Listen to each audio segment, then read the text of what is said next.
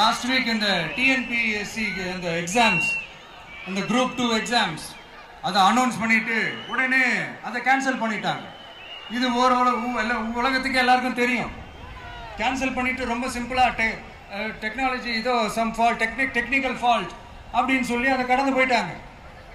இத்தனை வருஷமா ராத்திரி பகலமா கஷ்டப்பட்டு படிச்சு எப்படியாவது நமக்கு அந்த வேலை கிடைக்காதான்னு அந்த எக்ஸாம்ஸை ஃபேஸ் பண்ண வந்த நம்மளுடைய தம்பி தங்கைகள் எவ்வளவு ஒரு மன உளைச்சலுக்கு ஆளாயிருப்பாங்க. அது யாராவது யோசிச்சு பார்த்தீங்களா? ஒரு எக்ஸாம்ஸை ஒழுங்கா நடத்த தெரியல, இதுல உலக நாடுகளோட போட்டி போடுறாங்களாம். நம்மளுடைய தம்பி தங்கைகள் நம்ம அம்மா அப்பா கிட்ட சொல்லுங்க, யாரும் தைரியம், எல்லாரும் தைரியமா இருங்க. வரப்போறது உங்க ஆட்சி, நம்ம ஆட்சி.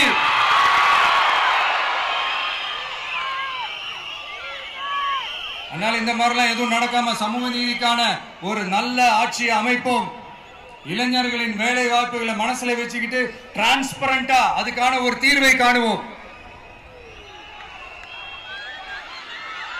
நான் விக்கிரவாண்டி மாநாட்டில் பேசும்போது ஒரு பொலிட்டிக்கல் பாம் ஒன்னு சொன்ன ஞாபகம் இருக்கா? ஆட்சியிலையும் பங்கு அதிகாரத்திலையும் பங்குன்னு ஒன்னு சொன்னேன். இப்போ அந்த பொலிட்டிக்கல் பாம் எல்லா கூட்டணியிலையும் வெடிச்சுக்கிட்டு இருக்கு, தாறுமாற வெடிச்சுக்கிட்டு இருக்கு. ஸ்டாலின் சார்லாம் பதறாரு. ஆட்சி அதிகாரத்துல பங்கெல்லாம் தமிழ்நாட்டில் ஒத்து வராது அப்படின்னு சொல்றாரு. அவங்கள பொறுத்த வரைக்கும் ஜெயிக்கிறதுக்காக மட்டும்தான் கூட்டணி, மற்ற எல்லாத்துக்குமே அவங்க தனி அணி, அவங்க மட்டுமே ஒரே அணி.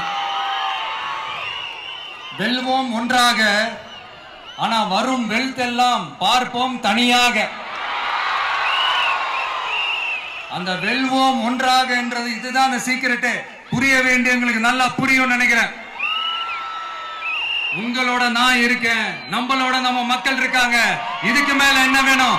கான்பிடென்டா இருங்க, நல்லதே நடக்கும், வெற்றி நிச்சயம். மீண்டும் சந்திக்கும் வரை நன்றி.